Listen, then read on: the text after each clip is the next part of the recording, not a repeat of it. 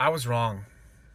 I was so wrong about the fall of democracy. I assumed it would be chaotic, violent protests filling the streets. I thought the resistance would come from the people, from us. I thought Congress would try to stop it. Corporations or CEOs, the so-called guardians of stability, would step in. But I was wrong. I thought it would be undeniable. I thought it would be obvious. I thought democracy would fall with a bang, not a whisper. Instead, it was quiet. So quiet you could almost miss it. Apathy replaced outrage. Distraction replaced action. And while we were all busy arguing about things we thought were important but actually weren't, democracy didn't collapse. It eroded.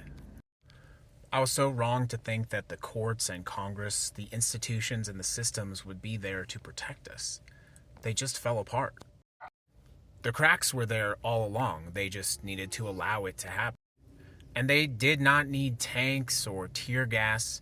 They just needed us to look away, to keep scrolling, to take no action. They waited for us to tune out and to wait for someone else to take action. I thought we would see heroes, but instead we saw deals, compromises, excuses.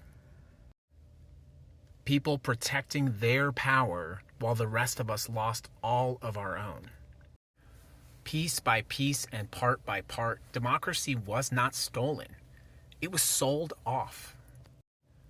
We assumed that it could not happen here, that our beloved democracy was permanent. But it was not. It was fragile, and it is breaking. I was wrong, and maybe you are too. The question is not, can democracy be saved? The question is, can we and will we choose to save it?